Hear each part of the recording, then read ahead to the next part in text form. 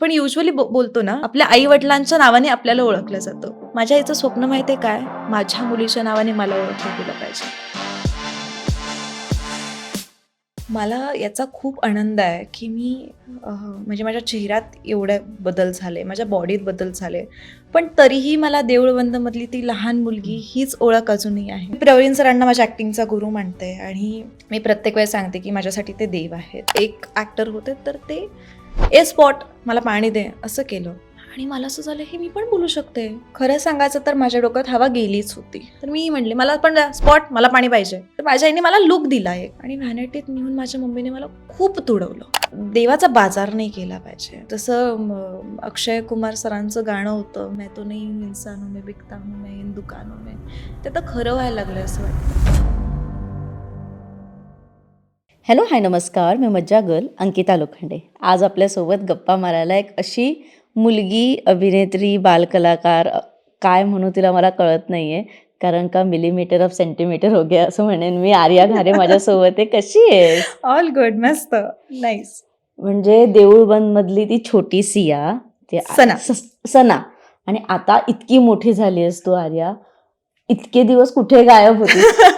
हे नाही, मी इथेच होते. हं. पण देऊळबंदमध्ये सना म्हणून इतकं लोकांनी मला एक्सेप्ट केलं, की दुसऱ्या कुठल्या भूमिकेकडे माझं लक्षच गेलं नाही असं मला वाटतं.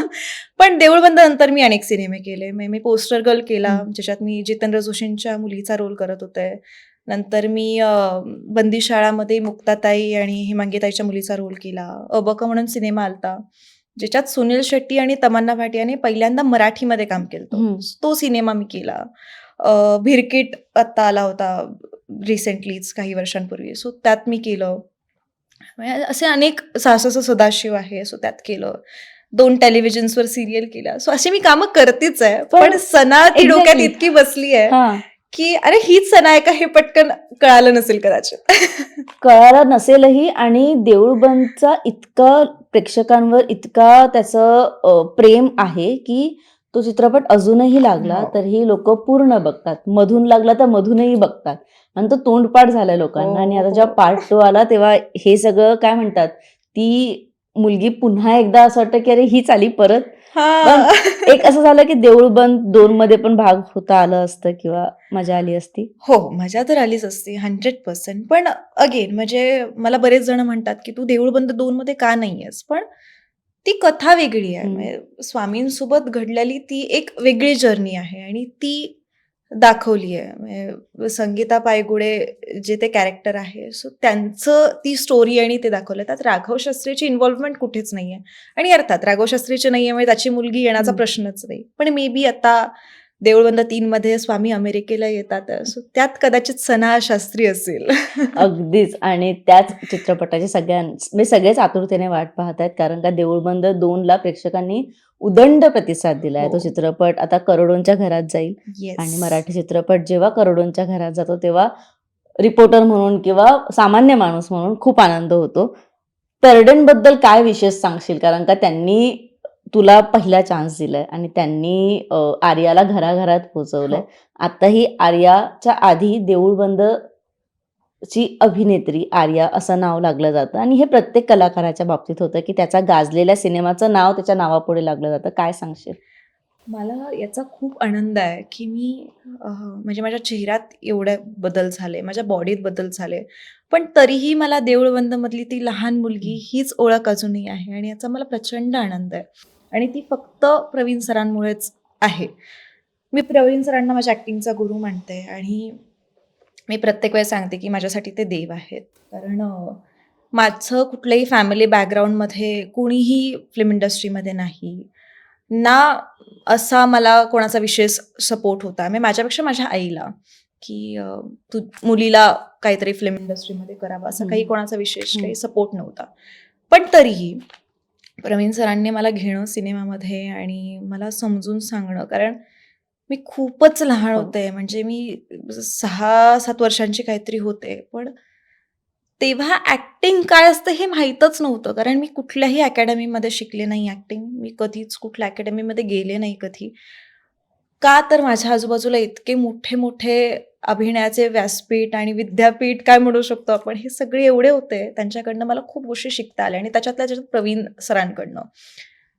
मी जेवढी कॅमेरासमोर ॲक्टिंग करायचे ना, ते हार्डली 1-2% असेल, हं. असं मला वाटतं.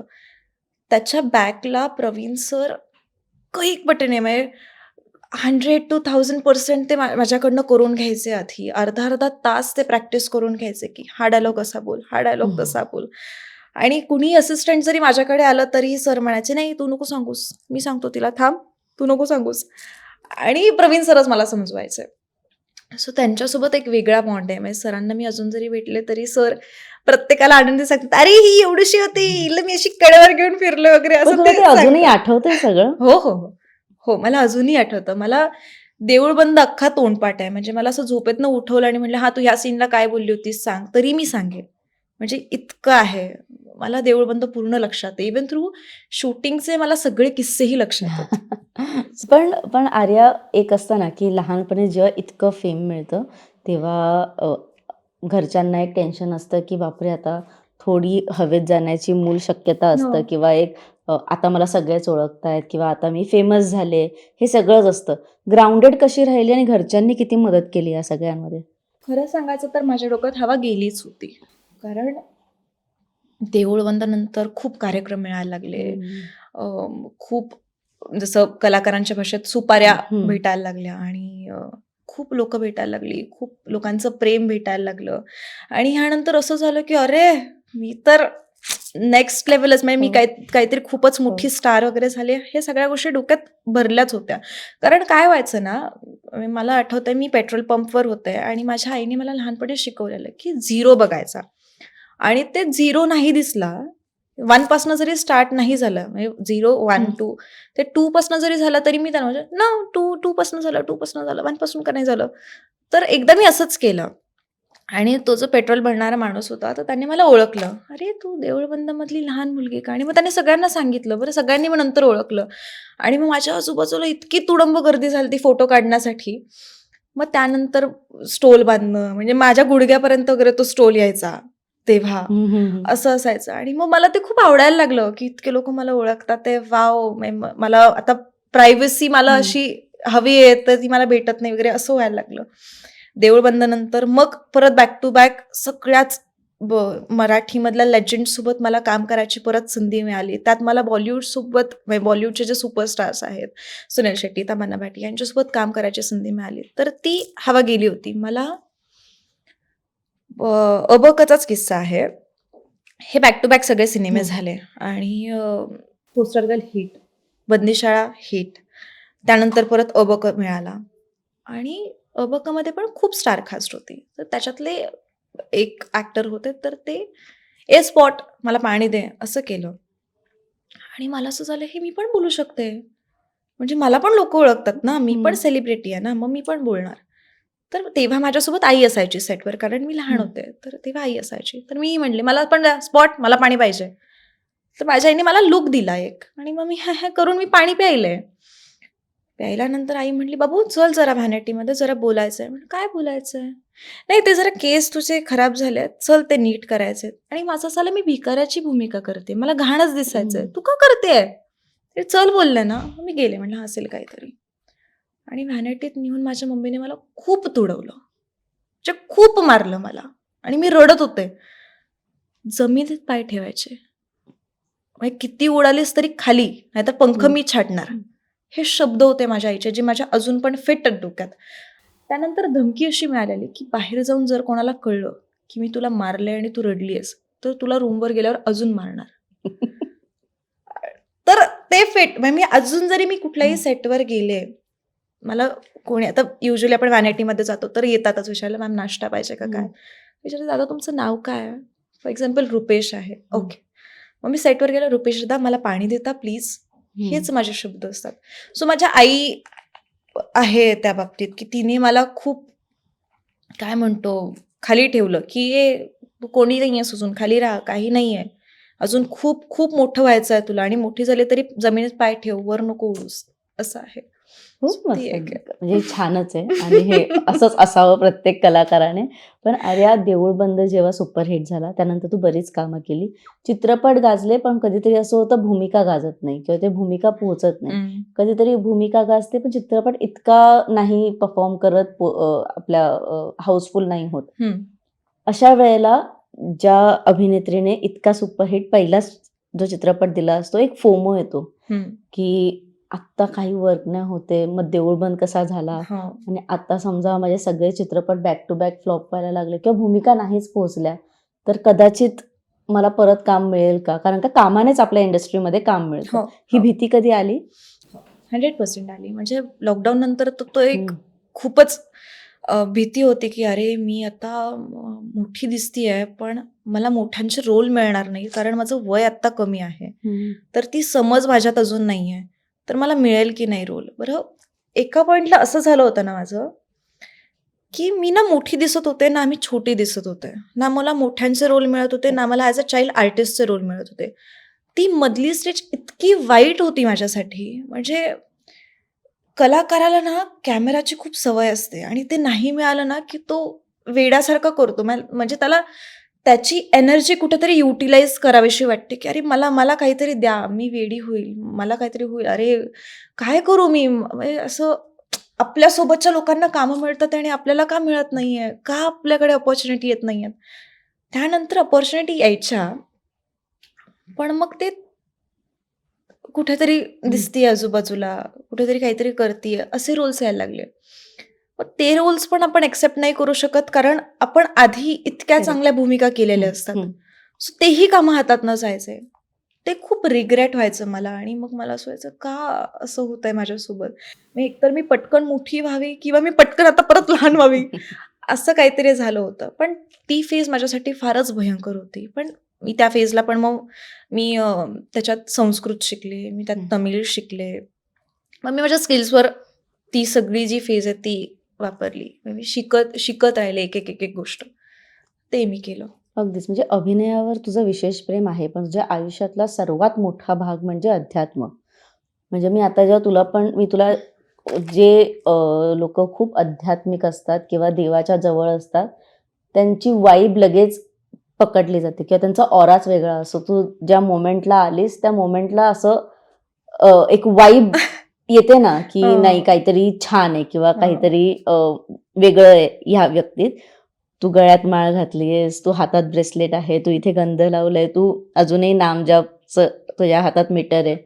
किती देवाच्या जवळ आहे किंवा तू किती आध्यात्मिक आहेस? खूप जास्त. म्हणजे देव, स्वामी माझ्या आयुष्यात खूप मॅटर करतात. म्हणजे मला कितीही उशीर झाला, माझा कितीही लवकर कॉल टाईम असला, रात्री मी कितीही लेट आले, तरी मी सकाळी उठून माझी माझी पूजा, माझे माझे मंत्र, ह्या सगळ्या गोष्टी मी करते. कारण मला वाटतं, की ह्या जर गोष्टी नसतील, तर आपल्याकडे तो पॉझिटिव्हनेस राहणार नाही आणि आपण जेव्हा बाहेर फिरतो, तेव्हा खूप निगेटिव्ह गोष्टी असतात आजूबाजूला. तर ही एकमेव शक्ती आहे, जी आपल्याला प्रोटेक्ट करते. आणि मी देवाचा जप किंवा देवासोबत कनेक्ट मी ह्या गोष्टीमुळे नाही राहत, की माझ्या आयुष्यात प्रॉब्लेम्स येऊ नये. बरेच लोकं त्यामुळे राहतात, की हां, माझ्या आयुष्यात काही अडचणी नाही आल्या पाहिजे. बरं, जरी अडचणी जरी आल्या तरी देवाला दोष देतात, की मी तुझं एवढं करते, मग माझ्या आयुष्यात का असं होतंय? पण मला असं वाटतं ते तुमचं लिहिलेलं आहे. त्याच्यात काहीही करू शकत नाही. फक्त तुम्ही जर आध्यात्मिक राहिलात, तुम्ही जर देवाचं नामजप केलात, तर कदाचित जे तुम्हाला 100% हिट होणार आहे, ते तुम्हाला 50% हं. होईल, 20% होईल. हिट व्हायची क्षमता कमी होईल. हिट ते होणारच आहे तुम्हाला. त्यामुळे त्याला देवाला दोष नका देऊ. दॅट इज युअर कर्मा आणि ते तुमच्याकडे येणार. सो असं मला ते वाटतं. आणि स्वामी तर माझ्यासाठी मी बेस्ट फ्रेंड आहेत माझे ते. माझे वडील आहेत, माझी आई तर आहेच. पण ते पण आहेत. मला रात्री झोप नाही आली तरी मी स्वामींकडे जाते. मला का झोप येत नाहीये स्वामी? प्लीज मला झोप येऊ द्या. मला उद्या शूटला जायचंय. का झोप येत नाहीये? असं करते. कधी-कधी माझे काही कामं नाही झाले. का नाही झालं माझं काम? का असं करताय तुम्ही? का होतंय हे? मग मी बोलत नाही कधी-कधी. मी चिडते आणि असं होतं माझ्याकडनं. आता आता मी बोलणार नाहीये तुमच्यासोबत. आता मी पूजाच नाही करणार तुमची. आता मला बोलायचंच नाही, मी रागवले तुमच्यावर. पण अगेन मग मी परत दुसऱ्या दिवशी पूजा करायला जाते. हां, आज पूजा करतीये मी. हे माझे टॉक्स असतात देवासोबत आणि हे मी बोलते. मी नैवेद्य जरी दिला, हां, खाऊन घ्या. दिलाय खायला. खाऊन घ्या. कसा झालाय सांगा मला. असं मी बोलते. मग माझी आई म्हणते, "अरे बावळट आहेस का तू? येडी आहेस का? असं नको बोलत जाऊ. लोकं बावळट समजतील तुला." आई माझ्या जन्माच्या आधीपासून स्वामींची सेवेकरी आहे आणि आजी माझी 12-13 वर्ष वारी करत होती. आता तिला मध्यंतरी पॅरालिसिसचा अटॅक आणि ह्या सगळ्या गोष्टी, तिला हेल्थ इश्यूज झाल्यामुळे तिची मी आणि आईच म्हणलं, की हं. "तू थांब, नको बरोबर. करूस. कारण उगीच तुला त्रास होण्यापेक्षा तू घरातनं देवाचा जप आणि देवाची साधना कर. नाहीतर फार गरज नाहीये." मग माझ्या आजीमुळे, खरं तर माझी आजी ह्या सगळ्या गोष्टींना हे आहे. तिनेच मला देवाची आवड लावली. म्हणजे आमचं 6-6:30 झाले, की आम्ही दोघी हरिपाठाला बसतो. रोज आम्ही हरिपाठ करतो, नामजप करतो. ह्या सगळ्या गोष्टी आजीच्या आणि माझ्या चालू असतात. आणि म्हणजे तिची भक्ती किंवा तिच्या ह्या गोष्टी आहेत. यू डोंट बिलीव्ह, ती 15-20 दिवस ती ICUमध्ये होती जेव्हा तिला हं. पॅरालिसिसचा अटॅक आला आणि डॉक्टरांना सांगितलं की 99% नाही आहेत चान्सेस. 1% आहे, तो देवाचा आहे. माझ्या आजीला आत्ता पाहिलं तर वाटणार नाही हिला पॅरालिसिस झालता. ती ठणठणीत चालते. जसा पॅरालिसिस झालेल्या हं. लोकांचा चेहरा वगैरे एक हं. साईडला असतो, बॉडी एक साईडला असते. माझ्या आजीचं काहीच नाहीये. सो तिची ती भक्ती आणि तिचे ते कर्म आहेत. आणि आजीचं झाल्यानंतर तर मी देवाला अजून मानायला लागले, की नाही, आहे काहीतरी. पण कसं असतं, की मी जेव्हा प्रत्येक कलाकारांचे इंटरव्ह्यू घेते आणि आमचा एक शो पण आहे मज्जा पिंकवर, मनातला देव. त्यात आम्ही विचारतो, की तुम्हाला प्रचिती आली आहे का? किंवा तुम्हाला असं वाटलंय का, की कधी अ, त्या शक्तीने तुमची मदत केली किंवा एक वावर जाणवतो आपल्याला हं, आजूबाजूला जेव्हा आपण प्रचंड त्या गोष्टीत असतो किंवा प्रचंड हं, आपण आध्यात्मिक असतो. हं. अरे, तुझ्याबद्दल कधी म्हणजे तुझ्या बाबतीत कधी असं झालंय, की जाणवलंय किंवा अचानक कुठून तरी मदत आली किंवा सावरली आहेस? हो, म्हणजे असे अनेक माझ्यासोबत किस्से घडले आणि मी आज सांगितलं, की माझं असं कोणीच नाहीये फॅमिली बॅकग्राऊंडमध्ये हं. वगैरे. पण मला असं वाटलं स्वामींनीच मला ह्या इंडस्ट्रीमध्ये आणलं आणि माहीत नाही कसं, कदाचित मी खूपच देव, देव, देव करते किंवा हं. कदाचित मी भक्ती हं. करते, तर त्याच्यामुळे ह्या गोष्टी असतील. पण माझ्या आजूबाजूला निगेटिव्ह लोकं नाही राहत. म्हणजे जरी त्यांचे काही वाईट इंटेन्शन असतील, ऑटोमॅटिक ते जातात. मला त्याचा बऱ्याचदा त्रासही झालाय. खूपदा. म्हणजे मी त्यासाठी देवालाही म्हटले, की "का असं केलं तुम्ही? ही व्यक्ती नको जायला हवी होती माझ्या आयुष्यात. ही व्यक्ती हवी होती मला." पण नंतर 2-3 महिन्यात मला कळतं, अरे ही व्यक्ती अशी होते. मग मी परत म्हणते थँक यू. हं. म्हणजे ह्या गोष्टी माझ्यासोबत झाल्यात. म्हणजे अगदीच प्रचिती वगैरे हं, हं, हं. मला नाही असं काही झालं. पण हो, देव आहे आणि ती शक्ती माझ्यासोबत कायम असते आणि ती मला कुठल्याच चुकीच्या मार्गावर नेत नाही. इव्हन थ्रू मला चुकीचे कामं पण कधी येत नाहीत. पण आता स्वामींचा विषय चाललाय म्हणून मला एक अजून एक प्रश्न विचारावासा वाटतो, की हल्ली ना काही-काही गोष्टींमध्ये बाजार मांडलाय. काही-काही गोष्टी अनावश्यक आहेत, ज्या सोशल मीडियावर फक्त व्ह्यूज आणि लाईक्ससाठी सुरू आहेत. म्हणजे स्वामींचा फोटो येतो आणि ते म्हणतात, "थांब, लाईक करून जा, हं. तुझी इच्छा पूर्ण होईल." आणि भीतीपोटी तुम्हाला विचारलं तर मी भीतीपोटी कधीतरी लाईक करते. हो. जेव्हा माझं खूप एखादं काम अडलेलं असतं आणि मी Instagramवर आणि अशी रील माझ्यासमोर आली, तर मी लाईक करते. म्हणजे मी खूप सुशिक्षित आहे, मी चांगली शिकले, तरी पण मी लाईक करते. हो. किंवा माझ्याकडून चुकून जर ते वर गेलं तरी पण मला मन खात राहतं, "अरे, मी लाईक नाही केलं, लाईक नाही केलं." मी परत ती रील शोधते. हे होतं. या सगळ्या गोष्टी सोशल मीडियावर ज्या सुरू आहेत, ज्या तुझ्याही नजरेत आल्या हो. असतील. काय वाटतं तुला या सगळ्याबद्दल? तुझा पॉइंट ऑफ व्ह्यू काय आहे? मला असं वाटतं ज्याची त्याची श्रद्धा आणि ज्याचे ज्याचे व्ह्यूज मिळवायची हं, ते हे आहेत. पण देवाचा बाजार नाही केला पाहिजे. जसं अक्षय कुमार सरांचं गाणं होतं, "मैं तो नहीं हूँ इंसानों में बिकता हूँ मैं इन दुकानों में." ते आता खरं व्हायला लागलंय असं वाटतं. आता आपण बरेचसे प्रकरण आता ऐकले, बरेचसे हं, लोकांबरोबर त्या गोष्टी घडल्या. तर कुठेतरी ते मनात हं. खातं. पण मला असं वाटतं, की ते आपल्यावर आहे. आपण आपल्या मनावर किती करेक्ट. ताबा ठेवायचा. हं. मी नेहमी म्हणते श्रद्धा असावी, ती अंधश्रद्धा नाही झाली पाहिजे. आणि मी माझा बर्थडे ह्याच गोष्टीमुळे स्मशानभूमीत सेलिब्रेट केला होता. हो. मला ऐकायचंय हे. हो, मी माझा बर्थडे स्मशानभूमीमध्ये सेलिब्रेट केला होता. का?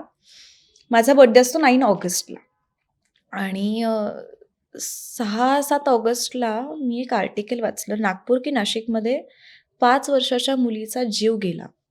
का?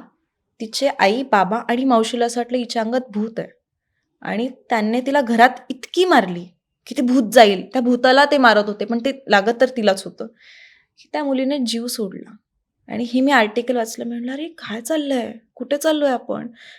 ठीक आहे, निगेटिव्ह, पॉझिटिव्ह गोष्टी असतात, पण त्याचा एवढा बाव नाही केला पाहिजे आपण. मग मी म्हटलं, "मम्मा मला ना स्मशानभूमीमध्ये बर्थडे करायचा आहे." तर माझी आई, "नाही, नाही करायचं. तू येडी आहे? ए पागल, बावळट आहे? नाही करायचा, नाही करायचा." असंच माझ्या आईने केलं. म्हटलं, आई काही ऐकत नाहीये. मी एक पोस्ट बनवली आणि 8 ऑगस्टला रात्री मी ती माझ्या सोशल मीडियावर अपलोड केली, की मी उद्या स्मशानभूमीमध्ये माझा वाढदिवस साजरा करतीये. जर तुम्ही मला सपोर्ट करत असाल तर या. आणि माझ्या आईने बघितली. मग माझी आई मला खूप ओरडली. म्हटलं, "आता मी टाकली आहे. आता ते करावंच लागेल." म्हटली, "ठीक आहे, चल. टाकली आहे ना, कर आता. जाऊ दे. चल, आहे मी तुझ्यासोबत." आणि मग मी दुसऱ्या दिवशी भोसरीमध्ये स्मशानभूमी आहे. मी जिथे मी माझं गाव चरवली. सो मग तिथेच भोसरीमध्ये मी त्या स्मशानभूमीत माझा बर्थडे सेलिब्रेट केला. यू डोंट बिलीव्ह, माझे नातेवाईकांपेक्षा पत्रकार लोक जास्त होते माझ्या वाढदिवसाला, माझ्या केक कापण्याला. आणि नॉट इवन मराठी, हिंदी, पण साऊथच्या जे चॅनल्स आहेत त्यांनीही ती न्यूज लावली होती, की actress Arya Ghare have celebrated her birthday in graveyard. मग मला ते असं झालं. आपण म्हणतो नेहमी की निगेटिव्ह एनर्जी असते स्मशानभूमीत. आपण कोणाच्या मैतीला गेलो तरी आपण घरी येऊन अंघोळ करतो. का? तर ती निगेटिव्ह एनर्जी असू नये. का स्मशानभूमीत निगेटिव्ह एनर्जी असेल? बरं, जर असेल तर आपल्याला तिथे मुक्ती का मिळते मग? स्मशानभूमीतलं ते जे आहे ते तुम्ही गरीब आहात, श्रीमंत आहात, उंच आहात, बुटके आहात, काही विचारत नाही. अंतिम सत्य तेच आहे, अंतिम ठिकाण तेच आहे. तिथेच जायचंय तुम्हाला आणि तुम्हाला तिथेच मुक्ती भेटतेय. मग जर तिथे मुक्ती भेटते तर ती गोष्ट निगेटिव्ह कशी असेल? मला असं झालं, as a youth of India, as a youth of Bharat, कुणीतरी पुढे येऊन हे इनिशिएट केलं पाहिजे, की हे बघा, श्रद्धा ठेवा, अंधश्रद्धा करू नका. आपले जे अँसेस्टर्स आहेत, जे आपले आजी आजोबा आणि ह्या गोष्टी आहेत, तर त्यांनी काहीतरी विचार करून ती परंपरा आपण पाळत आलोय, ती पाळलीच पाहिजे. पण ती कितपत पाळायची याचा पण काहीतरी आपल्याला सेन्स पाहिजे. ह्या सगळ्या गोष्टींचा मला खूप चीड ऍक्च्युली, की अंधश्रद्धा नका ठेवू. तुम्ही देवावर श्रद्धा ठेवा ना. का कोणाच्या अंगात वार येईल? का आपल्या अंगात का नाही येणार? मग ते इतके पवित्र आहेत का की त्यांच्या अंगात देव येणार आणि मग ते सांगणार? हे नाहीये. देव देव आहे. देव का कोणाच्या अंगात येईल? मला नाही पटत. मी ॲस्ट्रोवर बिलीव्ह करते. मी राशींवर माझा विश्वास आहे. माझ्या पत्रिकेवर विश्वास आहे. कारण ते जेव्हा मी जन्माला आलते तेव्हा ते वर घडलेली गोष्ट आहे आणि त्याच्यानुसार माझं आयुष्य चालतंय. सो याच्यावर माझा विश्वास आहे. पण माझा ह्या गोष्टींवर विश्वास नाही आहे. माझा देवावर विश्वास आहे. माझा लोकांवर विश्वास नाही. ही न्यूज मला नव्हती माहिती की तू स्मशानभूमीत, आणि हे खूप सरप्रायझिंग आहे आणि खूप आज कुछ या तुफानी गोष्टीमुळे मी करते. खूप ट्रोल झाले. पण मी कमेंट वाचत होते, लग्न पण स्मशानभूमीमध्येच कर.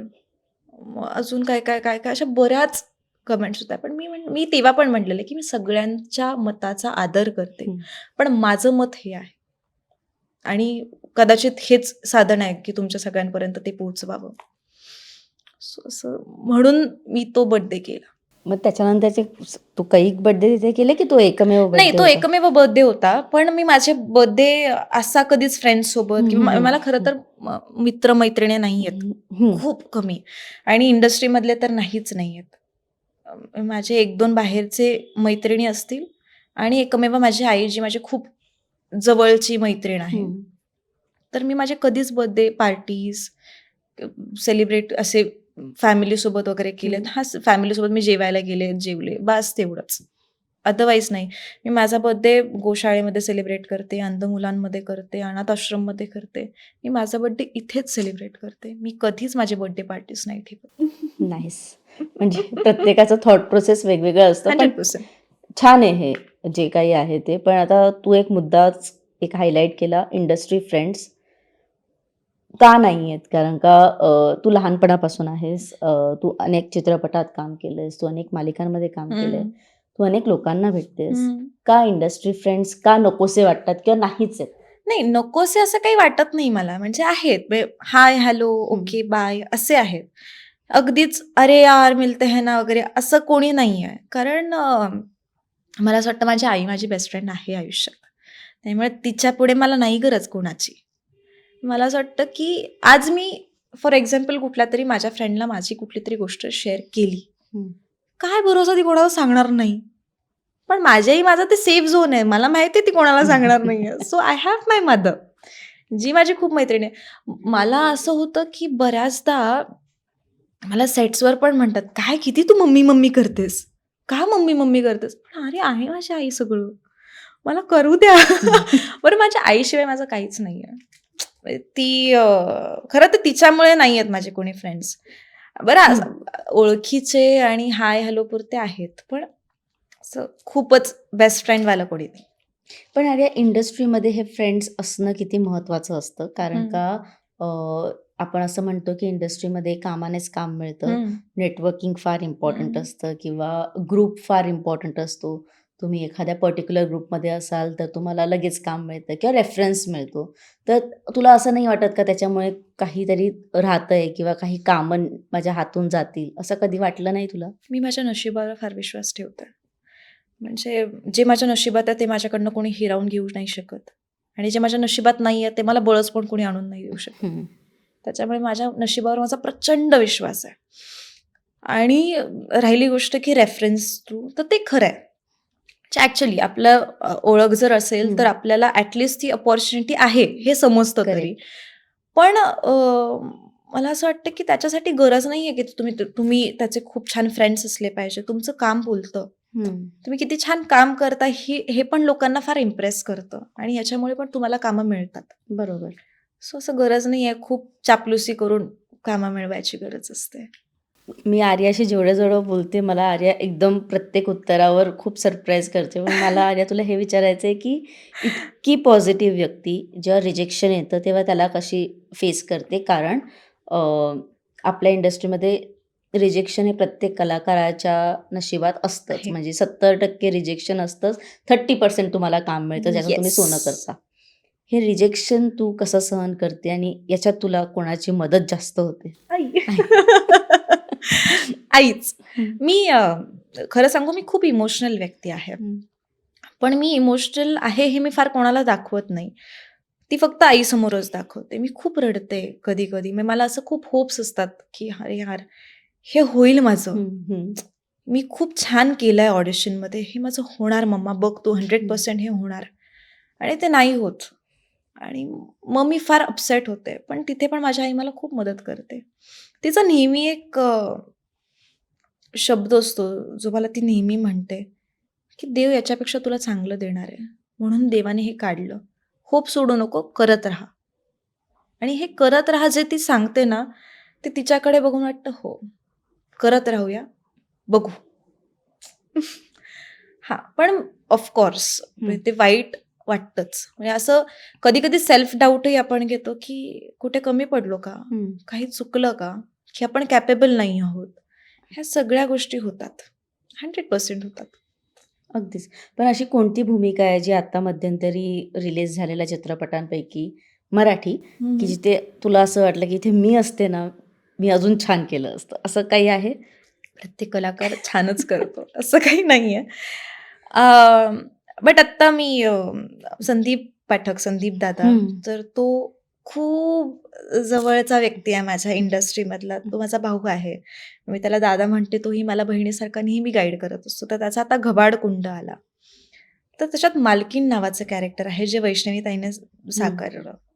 उत्तम पद्धतीने साकारलं. पण म्हणजे माझी इच्छा आहे, की मला आयुष्यात तसा एखादा रोल मिळावा. ओके. तर ते आहे. तो एक आत्ता रिसेंटली हं, हं. आहे, जो मला वाटतो, की अरे, मला मिळालं असतं तर मला पण अजून मज्जा आली असती असं. खूप मस्त. पण अरे कोणत्या मराठी दिग्दर्शकासोबत काम करण्याची खरंच इच्छा आहे, की त्या दिग्दर्शकाच्या चित्रपटात आर्याचं असणं हे ड्रीम आहे, की त्या चित्रपटाच्या बॅनर अंतर्गत काम करायचंय? लोकांचे ज्यांच्यासोबत स्वप्न असतात त्यांच्यासोबत माझा पहिला सिनेमा झालाय. जे प्रवीण सर आहेत. हं. ऑफकोर्स प्रवीण सरांसोबत मी म्हणजे मी अजून पण वाट बघते की मी प्रवीण सरांसोबत अजून कधी काम करेन, मला कधी अपॉर्च्युनिटी येईल ही मी हं. अजून पण वाट बघते. प्रवीण सर सोडून मला नागराज अण्णांसोबत काम करायची इच्छा आहे. आणि जर बॉलिवूडमध्ये विचार केला इम्तियाज अली सर आहेत हं. आणि संजय लीला बन्साली ऑफकोर्स. तू हिंदी ऑडिशन्स देते? हिंदी मी देते आहे. हं. होपफुली बघूया होईल. तू तमिळ पण शिकलीस, हं. तर तू तिथे त्या इंडस्ट्रीमध्ये कधी ट्राय केलंस हो, किंवा? मी माझा तमिळमध्ये एक सिनेमा झालाय शूट. हं. पण आता मला माहित नाही तो कधी येईल कारण सगळी टीम तिकडची आहे. पण तो पण खूप छान रोल आहे आणि मायथॉलॉजिकल थ्रिलर अशी ओके. ती सगळी स्टोरी आहे. हं. सो इंटरेस्टिंग स्टोरी आहे ती.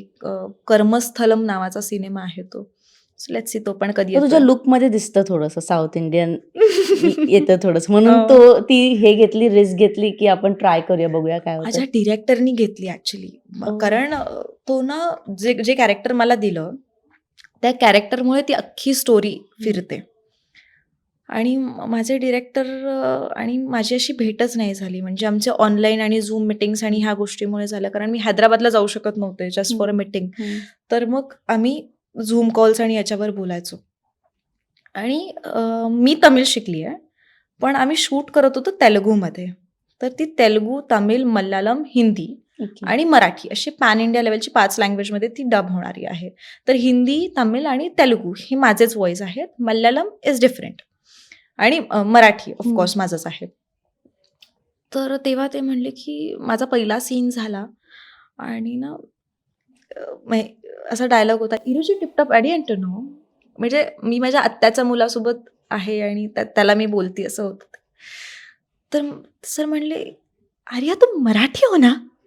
"Yes sir." तर मेरे को डर था कि मैं इतना बड़ा कैरेक्टर दे रहा हूँ पर ये लड़की कर पाएगी क्या? पर तुम छोटा पॅकेट बडा धमाका हो. ओके. पण ते इतकं मला कॉम्प्लिमेंट अशी भारी वाटली, की अरे ठीक आहे चल आपण करू शकतो. But again I am working on my languages. अजून मी काम करतीये. मला त्या बाबतीत अदा शर्मा प्रचंड आवडते. म्हणजे तिचे ज्या लँग्वेजवरची फ्लुएन्सी आहे ती मला खूपच आवडते. खूप मस्त. पण मला पण त्या चित्रपटांचं नेहमीच फॅसिनेशन आहे, की तिकडचे चित्रपट कसे बनतात हो. किंवा त्या सेटवर नक्की काय घडत असेल, कारण का त्यांचे चित्रपट बनवण्याची, प्रेझेंट करण्याची पद्धत वेगळी आहे. खूप वेगळी. आर्या, काय सांगशील दोन्ही इंडस्ट्रीमध्ये काय फरक जाणवला तुला शूट करताना? म्हणजे कधी-कधी म्हणजे फार कमी सेट्सवर असं होतं मराठीमध्ये पण, की खूप रिलॅक्स गोष्टी चाललेल्या असतात. खूप हळू-हळू निवांत गोष्टी चाललेल्या असतात. पण साऊथमध्ये अजिबात नाहीये तसं. सगळे लोकं पळत असतात, सगळे लोकं. म्हणजे स्पॉट्सपासनं सगळे पळत असतात. सगळ्यांना पळवलं जातं. तर ती एक गोष्ट आहे, की यार किती फास्ट आहे. हा सीन झाला, ओके लगेच माझा सीन आहे. आत्ता तो चालू होता ना, हो गया मॅम वो, आपका सीन है चलो. म्हणजे आपल्याला असं होतं, की आता हा सीन आहे, तर याला 1.5 तास तरी जाईल. पण तो 1 तासात उरकला जातो त्यांचा. चलो, चलो, चलो नेक्स्ट, नेक्स्ट, नेक्स्ट, नेक्स्ट असं होतं. ओके. सो ते आहे आणि खूप पॉझिटिव्हनेस असतो साऊथच्या म्हणजे सगळ्याच सेटवर असतो. मराठीमध्ये पण तो पॉझिटिव्हनेस असतोच. पण जी रिस्पेक्ट साऊथमध्ये आहे ना, खूप भारी आहे. खूप भारी आहे. मराठीमध्ये पण असते, पण तिकडे कंपॅरेटिव्हली दुसऱ्या अ, म्हणतो ना आपण दुसऱ्या लँग्वेजमध्ये जे काम करतात त्यांच्यासाठी खूप जास्त रिस्पेक्ट आहे. म्हणजे मराठीमधल्यांसाठी तर खूप जास्त आहे. जी मी अनुभवली खूप जास्त आहे. मी आता काल का परवा एक इंटरव्ह्यू केलेला, तेव्हा त्यांनी मला सेम सांगितलं, की त्यांना मराठी कलाकारांचं प्रचंड कौतुक असतं. खूप कौतुक आहे. म्हणजे त्यांना असं वाटतं, की ते कलाकार कुठून आलेत काय माहिती आणि ते हो. ॲक्चुअली आहे. म्हणजे तिथले लेजेंड्स पण आपल्याला घेऊन बसतात. "अरे तुम्हारी इंडस्ट्री में कैसे होता है बताओ ना." हां. असं करतात आणि खूप छान. आणि ते आर्टिस्ट पण फार गोड असतात तिथले. खूप इतकी त्यांची पोलाइटली आणि इतके छान बोलतात ना ते, असं वाटतं अरे यार किती छान आपण पहिल्यांदाच भेटलोय का? असं होतं. खूप मस्त. पण तुला तमिळ येतं, तू इंग्लिश छान बोलतेस, तू मराठी बोलतेस, तू संस्कृत छान बोलतेस, तू हिंदी बोलते. तर कलाकारांना इतक्या लँग्वेज येणं खरंच गरजेचं असतं का? कारण का खूप दरवाजे ओपन होतात किंवा खूप ऑप्शन्स ओपन होतात. तुला अजून कोणती भाषा शिकायची आहे ज्याच्यामुळे जरा अजून इझी होईल असं वाटतं? तेलुगू. मग मला ओके. तेलुगू शिकायची आहे. मी आता माझी प्रॅक्टिस आणि ह्या सगळ्या गोष्टी चालूच आहेत. मला असं वाटतं की मला लँग्वेज आवडतात हं. बोललेल्या. मग मी आता मध्ये-मध्ये के-ड्रामा पण बघत होते. मला कोरियन कळेल म्हणून. मला काही फारसं ते वाह! कळालं नाही. मग मी परत सोडून दिलं. पण असं मला लँग्वेजेसवर हं. प्रेम आहे. मला आवडतं लोकांसोबत कम्युनिकेट करायला. मला साइन लँग्वेजसुद्धा येते, इंडियन साइन लँग्वेज. ओके. हां, म्हणजे मी अख्खा सिनेमा डेफ अँड म्यूट मुलीचा रोल मी केला. जिला ऐकताही येत नाही आणि बोलताही येत नाही. सो मला ती साइन लँग्वेज शिकावी लागली. सो मला साइन लँग्वेजही येते. तर मी जेव्हा आता डेफ अँड म्यूट लोकांना भेटते, त्यांना मी त्यांच्या लँग्वेजमध्ये बोलते, तर त्यांच्या डोळ्यात तो एक वेगळीच शाईन येते, की "वॉव! हिला कसं काय येते हे?" असं वाटतं.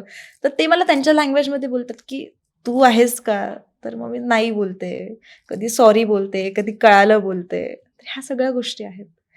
मला आवडतं इतर लोकांसोबत कम्युनिकेट करायला आणि जेव्हा आपण त्यांच्या लँग्वेजमध्ये कम्युनिकेट करतो ना, तेव्हा त्यांचा आनंद बघायला.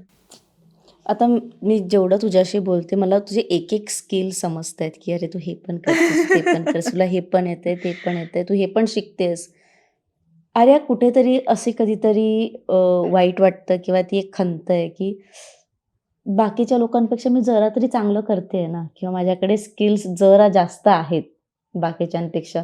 तरी माझ्याकडे हवी तशी कामं मला मिळत नाही किंवा हव्या तशा भूमिका माझ्यापर्यंत येत नाहीये. याची खंत आहे किंवा जरा वाईट वाटतं. असं वाईट वाटतं असं काही नाहीये. पण कधी-कधी असं होतं, की आपण एखाद्या रोलसाठी ऑलरेडी ऑडिशन दिलेलं असतं आणि मग आपण त्या जागी दुसऱ्या कोणाला तरी बघतो. हां. अर्थात त्या व्यक्तीसाठी आनंद होतोच, कारण त्यांना एवढी छान अपॉर्च्युनिटी मिळालेली असते. पण आपल्याला असं होतं, की "अरे यार, हं.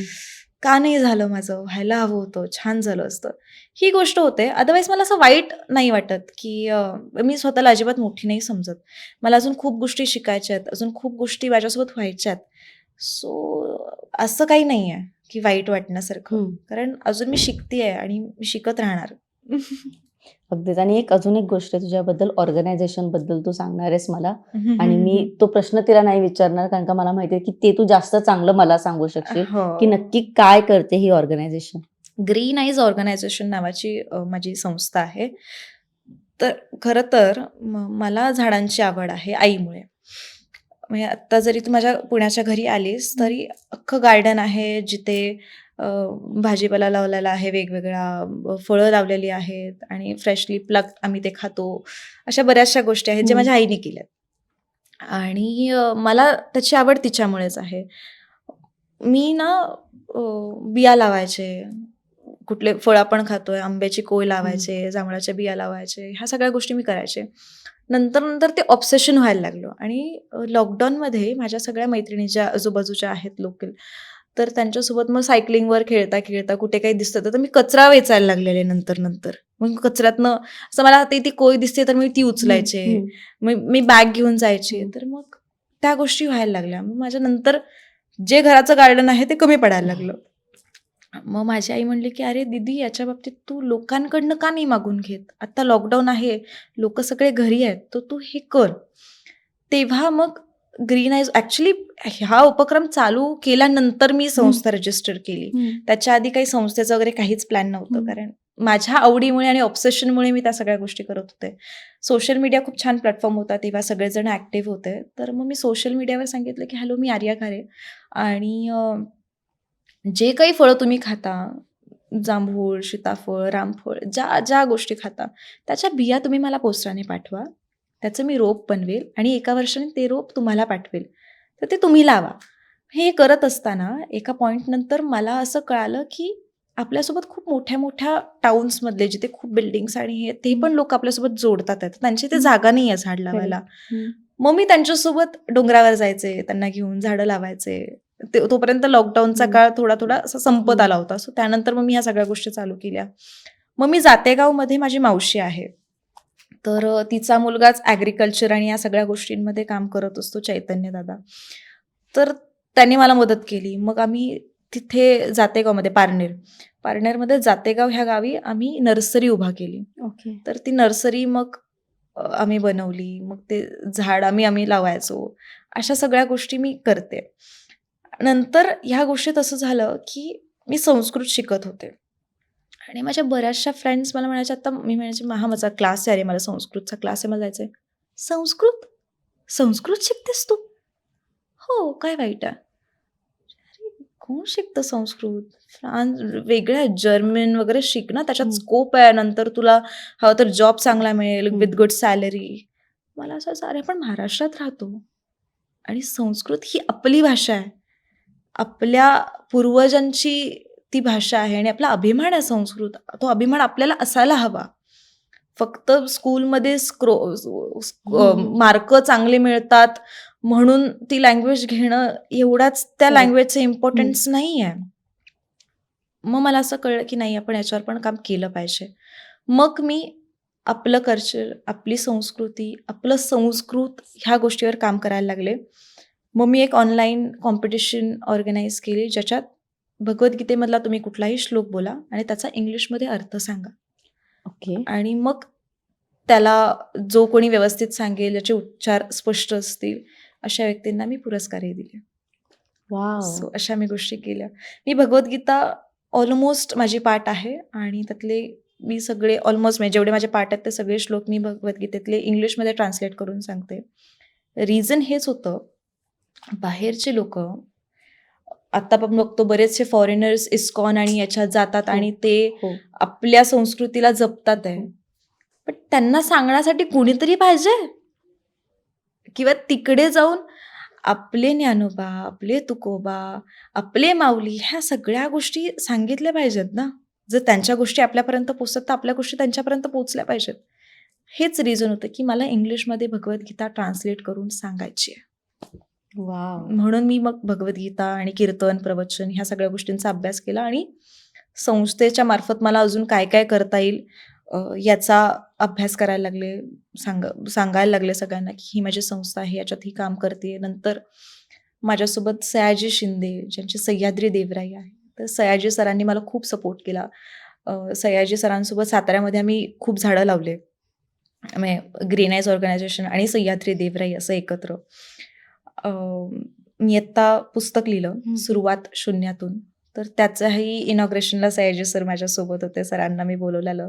8 ऑगस्टला झालं. सयाजी सरांचा बर्थडे असतो त्या दिवशी. सो मग त्या दिवशी आम्ही तो कार्यक्रम केला आणि संस्थेला 5 वर्ष पूर्ण झाले होते. सो तेव्हा. पण तू वारीतही जातेस. हो. मी वारीत जाते आणि ऑर्गनायझेशनच्याच थ्रू हं. मी सीड बॉल्स बनवलेले. माझा एक भाऊ आहे पराग म्हणून. तर तो अंध अंध मुलींकडनं ते सीड बॉल्स बनवून घेतो. का तर त्यांना रोजगार मिळेल. हं. तर मी आणि तो आम्ही एकत्र मिळून हे सीड बॉल्सचं सगळं एकत्र केलं होतं. Seed balls is nothing but शेण, माती ह्या सगळ्या गोष्टींचा आउटर सरफेस आणि आत 1-2 बिया असतात झाडांच्या. तर त्या मी वारीत वाटल्या वारकऱ्यांना. का तर पावसाळा असतो वारीत.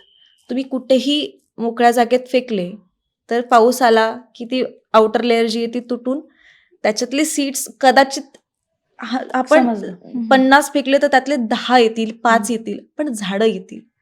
हीच एक कॉन्सेप्ट होती. सो मग मी वारीत सीड बॉल्स वाटल्या.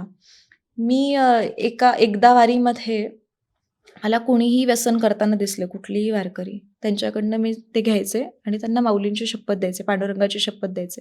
इथून पुढे तुम्ही करणार नाही. आणि कितीतरी वारकऱ्यांनी ते घेतली शपथ, की नाही करणार. देवासारखी आली, आम्हाला सोडायचं होतं, पण आम्हाला ते होत नव्हतं. पण हे आहे. म्हणजे मी प्रत्येक वेळेस माझं गाव आळंदीपासून खूप जवळ आहे. चरवली बुद्रुक माझं गाव आहे. हं. सो अगदीच 1-2 किलोमीटरवर आळंदीपासून आम्ही दूर आहोत. तर आळंदीसोबत माझा लहानपणापासून तो बॉन्ड आहे. त्यामुळे मी प्रत्येक वारीला जाते आणि सासवडपर्यंत जितक्याला मला जाता येईल वारीमध्ये, हं. तितकं मी करते. अजून पांडुरंगाने माझी पंढरपूरपर्यंत नाही करून घेतली, पण लवकरच मी तेही करेन. अगदीच, अगदीच, अगदीच. पण या ऑर्गनायझेशनच्या अंतर्गत तुला अजून काय करायचंय? म्हणजे काय स्वप्न आहे तुझं, की हे ऑर्गनायझेशन इथपर्यंत जावं किंवा एक मोठं कार्य व्हावं? काय? एकतर नदी स्वच्छता पहिलं आहे. आपलं आपण नेहमी म्हणतो, की इतर देश किती सुंदर आहेत. आपण नेहमी म्हणतो, की अरे तिथे अजिबात घाण नाही. पण आपण कधी हा विचार केलाय, की आपणच आत्ता टॉफीचं रॅपर फेकलंय. आत्ताच आपण प्लास्टिकची बॉटल हं, टाकली आहे. हं. हा आपण विचारच करत नाही. ही गोष्ट खरं तर बदलायची आहे, की इतर देश चांगले करण्यापेक्षा आपण आपले देश चांगले करूया. हा एक मूळ कॉन्सेप्ट मला रन करायचा आहे आणि होपफुली तो होईल लवकरच. आपला देश चांगला करायचा आहे. जितका मला जमेल, मला माहिती आहे पूर्ण नाही होणार, पण जितका मला जमेल तितका तरी करायचा आहे. खूप मस्त आहे. म्हणजे इतक्या लहान वयात तू इतके स्किल्स आहेत आणि तू इतकं शिकतेस. तुझी धडपड खूप आहे शिकण्याची. म्हणजे तुला नेहमी काहीतरी वेगळं करायचंय हो. आणि विच इज खूप छान. म्हणजे हे खूप काही जणांना पटणार नाही, की अरे नाही ही उगाच बोलते. कारण का हो. इतकं कसं एखादी व्यक्ती करू शकते. पण आर्या खूप खूप भारी आहे हे. म्हणजे थँक जर यू. हा इंटरव्ह्यू झाला नसता तर कदाचित मला कळलं नसतं, की तू इतकं सगळं करते. पण अजून एका मुद्द्यावर मला तुझ्याशी बोलायचंय, तो म्हणजे मालिकांचा. तुला मालिका आली, तू आता केली आहेस एक तू हो, 2 केल्यात 2 मी. हां, 2 मालिका झाल्यानंतर तू बराच गॅप हो, झालाय. हो. पुन्हा एकदा मालिका आली तर करशील आर्या? हो, 100% म्हणजे मला आवडतात मालिका करायला आणि अ, मी खरं सांगू मला ना अ, मी कलाकार आहे आणि मला माझी कला सादर करायला आवडते. मला माहीत नाही ते प्लॅटफॉर्म कुठलं असेल. हं. ते ॲड्स असू दे, सीरियल असू दे, मूव्हीज असू दे, कुठलंही असू दे. मला माझी कला सादर करायची आहे आणि ती कला सीरियल हे असं माध्यम आहे जे लोकांपर्यंत रोज पोहोचेल. सो मला डेफिनेटली सीरियल करायला आवडेल. खूप मस्त. पण आता जर असं विचारलं मी, की पुढच्या 5 वर्षात आर्या स्वतःला कुठे बघते? हं, तर हं. एक मॅनिफेस्ट आपण केलेलं असतं, की मला हे हवंय किंवा पुढच्या 5 वर्षात माझी टू डू लिस्ट किंवा माझं जे चेकलिस्ट आहे ती भरलेली असेल. काय आहे? पहिली आहे की आईला अजून खुश बघायचं आहे आणि दुसरी आहे की मी कुठेही गेले तरी लोकांनी मला ओळखावं, की "अरे हं. ही ही तू आहेस ना? मला फोटो काढायचा आहे." ही गोष्ट करायची आहे, की आर्या घारी ही घराघरात पोहोचायला हवी आणि ते माझ्या ॲक्चुअली आईचं स्वप्न आहे. हं. सो ते पूर्ण करायचं आहे. खूप मस्त. एक अतिमहत्त्वाचा प्रश्न आहे जो मला आत्ताच पडलाय, की मी जे प्रश्न विचारले त्या हं, प्रत्येक प्रश्नाच्या सुरुवातीला, मध्ये आणि शेवट हा आईनेच होतोय. म्हणजे इथं सुरुवात आईने होते किंवा कोणताही प्रश्न तू बरोबर त्या आईकडे घेऊन जाते किंवा त्याचं एंड बरोबर त्या आईकडे होतो. म्हणजे मला आता कळायलाच लागलेलं 2-3 प्रश्नानंतर, की आता आई ही बोलणार आईबद्दल बोलणार. आहे. म्हणजे हा प्रश्न चुकीचा आहे, की काय स्थान आहे तुमचं आईचं तुमच्या आयुष्यात हं. ते वेगळंच आहे. ते सांगताही येत नाही. पण Arya you are the one किंवा यू आर द फर्स्ट कलाकार बोलतात आईबद्दल असं नाही. पण तू प्रत्येक प्रश्नात आई आहे. तुझी मैत्रीण आई आहे. तुझी सपोर्टर आई आहे. जिने तुला तुडवलं ती आई आहे. हे सगळं मला सांग थोडक्यात सांग, की काय काय रिलेशन आहे हे? म्हणजे हे काहीतरी आईपेक्षा म्हणजे आई-मुलीपेक्षा वेगळं आहे हे. वेगळं आहे. हो. हो, ॲक्चुअली वेगळं आहे. म्हणजे मी ना खोटं नाही सांगत. मी आत्ता लास्ट एक पॉडकास्ट केला. हं. त्याच्यात माझी आई माझ्यासोबत आली होती आणि ती अशी समोर बसली होती आणि मी इथे आणि आई, आई, आई आणि मी स्वतःला ना म्हणायचे, "आता आई बोलायचं नाहीये तुला. आता मम्मी बोलायचं नाहीये तुला." पण तरी ते तिथेच यायचं. नंतर मी बाहेर गेल्यानंतर मम्मीला म्हटलं, "काय इतकी येते तू माझ्या तोंडात? जरा काहीतरी थांब. मला प्रत्येक प्रश्नामध्ये तू आठवतेस. प्रत्येक प्रश्न हं, तुझ्यापासून सुरू होतो नाहीतर संपतोय तुझ्यापासून." हं. मला मम्मी म्हटली आहे बेटा नहीं हूँ तेरी जिंदगी में पण अ, म्हणजे आई माझं सर्वस्व आहे.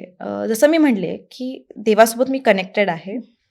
पण स्वामीही माझ्यासाठी दुसऱ्या स्थानावर आहेत. माझी आई पहिली आहे.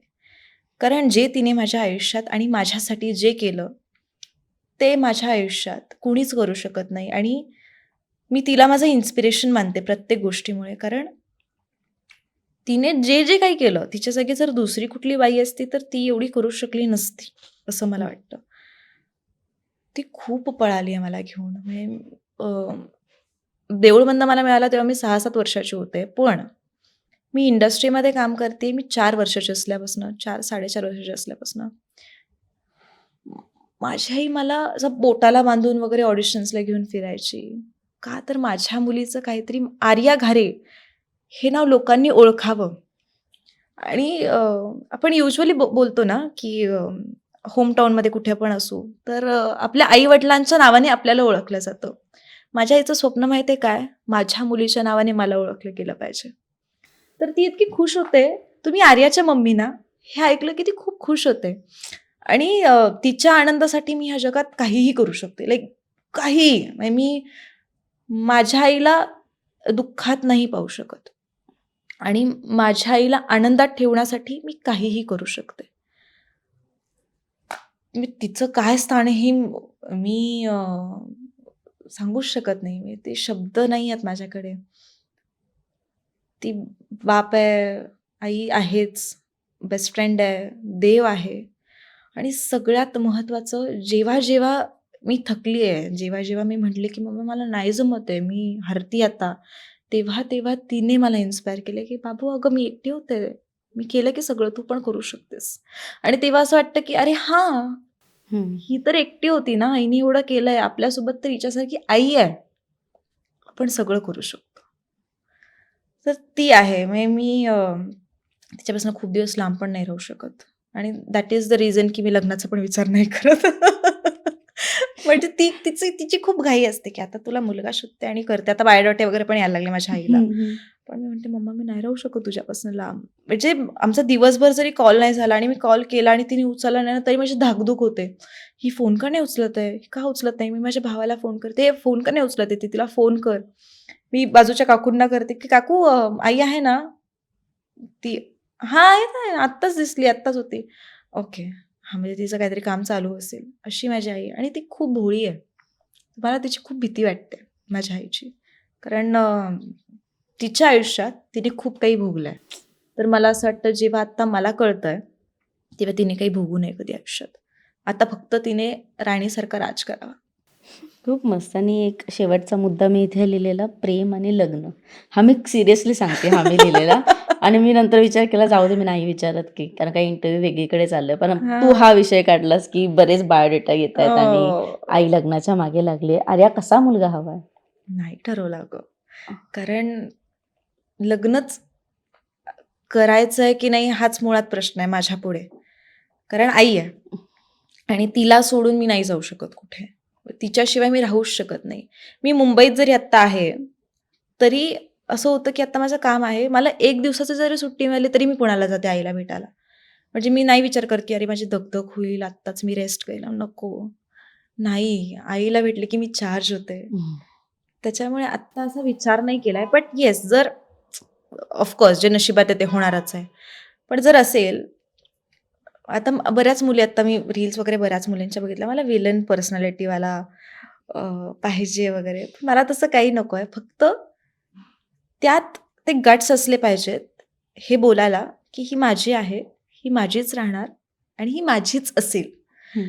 आणि ऑल्सो की त्यात तेवढी ती मॅच्युरिटी पाहिजे, की ही कारण माझी ही जी इंडस्ट्री आहे, जेव्हा पर्सनल लाईफमध्ये येतं, तेव्हा पार्टनरला तो ट्रस्ट असणं फार गरजेचं आहे. तर बरोबर. तो तेवढा मॅच्युअर्ड पाहिजे, की काही नाही, ही माझीच आहे. काही नाही, ही कितीही काम करू दे, कितीही हिला हिरोज येऊ दे, ही माझीच आहे. त्यामुळे ती मॅच्युरिटी, तो फ्रीडम आणि तो थोडा एक म्हणतो ना, हं. रॉयलनेस तो असावा पार्टनरमध्ये. म्हणजे त्याला असं वॉव! असं असं काहीतरी वाटलं पाहिजे. असाच एखादा मुलगा जर हा इंटरव्ह्यू बघत असेल, डीएममध्ये नका प्लीज करू. मी नाही आम्हाला रिप्लाय देणार. आम्हाला स्थळ आणि तुमचा नंबर पाठवा. आम्ही आर्याच्या आईपर्यंत तो नंबर अंकिता ताईला पोहोचवू. पाठवा, ती पाठवेल आईकडे. हां, आईपर्यंत आम्ही पोहोचवण्याचं काम करू. पण आर्या, खरंच तू खूप काही करतेस. म्हणजे मला माहिती नाही तुझं वय काय, पण तू फार लहान आहेस आणि त्या वयात तू इतकं काही करते आणि तू आईबद्दल इतकं बोललीस भरभरून. ते प्रत्येक मुलगा किंवा प्रत्येक मुलगी आईबद्दल बोलेलच. पण तुझ्या प्रत्येक जेव्हा वाक्यात, उत्तरात जेव्हा आई येत होती, तेव्हा मला कळलं की हे काहीतरी वेगळं आहे हो. किंवा हे नातं काहीतरी वेगळं आहे. तुझी ऑर्गनायझेशन फार सुंदर काम करते. म्हणजे यूथ आपल्या भारताचा कसा असावा तर असा असावा, जो पैशाची अपेक्षा न करता काहीतरी समाजासाठी देऊ पाहतंय. म्हणजे अ, 50 बिया फेका ॲटलीस्ट 10 झाडं येतील. कारण का हल्ली जंगलच्या जंगल जाळली जातायत हो. किंवा जळतायत, मला माहिती नाही. ती कापली जातायत, झाडं तोडली जातायत. या वर्षीच्या पावसावरून आपण अंदाजा लावू शकतो, की आपल्याला किती गरज आहे झाडांची आणि खूप ग्लोबल वॉर्मिंग वाढत चाललंय. वाढत चालली. म्हणजे यावर्षी आपण फेस केलं, पुढच्या वर्षी मला नाही माहिती आपण ते फेस करायला असू की नाही. अगदी बरोबर. माहिती मी ना जेव्हा हे काम करत होते ना, हं. तेव्हा म्हणजे माझ्यापेक्षा जे लहान मुलं आहेत, त्यांना हेही माहीत नाही गं, की फळं कुठे येतात जास्त. म्हणजे झाडावर येतात हे माहीत आहे. काही काहींना हे माहीत नाही बटाटा वर येतो की खाली येतो. तांदूळ खाली येतो की वर येतो. म्हणजे ह्या बेसिक गोष्टी माहीत नाही आहेत. आपण महाराष्ट्रात राहतो, शेतकऱ्यांची भूमी आहे ही. ह्या बेसिक गोष्टी माहीत नाही आहेत. म्हणजे माझी पिढी तर मी म्हणेल खूप लकी आहे. हं. ह्या सगळ्या गोष्टी निदान माती, शेती हे काय असतं हे आपल्याला माहिती आहे. ह्या नंतरची पिढी हे बघू शकते की नाही हे माहीत नाही आहे. आणि मला खरंच असं वाटतं की हे बघावं त्यांनी आणि त्यासाठी मी काम करते. कारण महाराष्ट्राची ओळखच ही आहे. शेतकरी, शेती आणि धार्मिकता. अगदीच मला खूप आधी एका कलाकाराने असं सांगितलेलं की प्रत्येक कलाकाराकडे अभिनयाची कला असतेच, पण त्याच्यासोबत आणखीन एक वेगळी कला असावी आणि एक जोडधंदा असावा, जेणेकरून तो कलाकार कधीच मरत नाही. ती कला त्याला नेहमीच जिवंत ठेवते. 100%. सो मला असं वाटतं की तुझी कला कधीच मरणार नाही, कारण का तुझ्यात इतके स्किल आहे. तू काहीतरी थँक यू. फाइंड आउट करशीलच, तू काहीतरी वे आउट काढशीलच, नाहीतर तू डायरेक्ट डिरेक्शनमध्ये जाशील किंवा तू लँग्वेज टीचर ट्युटोरियल होशील.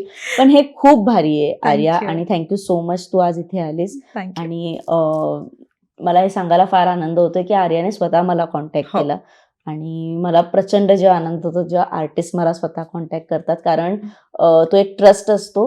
आणि मला तुझा इंटरव्ह्यू करायचाच होता, कारण मी तुझा सुरुवातीचा एक पॉडकास्ट पाहिलेला. तू प्रचंड छान उत्तरं देतेस आणि तू खूप पॉझिटिव्ह आहेस. मला असं वाटतं की आईने जे तुला लहानपणी तुडवलं ते तू कायम लक्षात हो, ठेवावं. हो. 100 तिचा प्रत्येक मार लक्षात आहे मला. आणि बाय द वे ती टीचर होती. त्याच्यामुळे ती अजून स्ट्रिक्ट तो मार तुला बरोबर बसला, आहे. म्हणून तू ग्राउंडेड राहा. येस. आणि हे तुला वेगळं सांगायची गरज नाही की तू ग्राउंडेड राहायला हो. पाहिजे. कितीही मोठी झालीस, तू स्वतःला नको विसरूस. जशी तू आत्ता आहेस तशीच राहा. आणि आय होप की पुढच्या काही भूमिका येतील आणि आपण पुन्हा इंटरव्ह्यू करू इट्स डेफिनेटली. मज्जावर, जो वेगळ्या भूमिकेसाठी आणि वेगळ्या काही गोष्टींसाठी असेल. आर्या, थँक्यू सो मच आज इथे आलीस. Thank you so much for having me here. Thank you. Yes, आणि तुम्हाला हा इंटरव्ह्यू आवडलाच असेल तर लाईक करा, शेअर करा, कमेंट करा, आणि इट्स मज्जा मराठी या चॅनलला सबस्क्राईब करायला विसरू नका. तोपर्यंत मी मज्जागल अंकिता आर्यासोबत घेते तुमचा निरोप. Bye bye. मराठी मनोरंजन सृष्टीमधील मालिका, चित्रपट, नाटक तसेच कलाकारांबद्दलच्या नवीन अपडेट्स जाणून घेण्यासाठी नक्की सबस्क्राईब करा इट्स मज्जा मराठी या आपल्या नवीन यूट्यूब चॅनलला.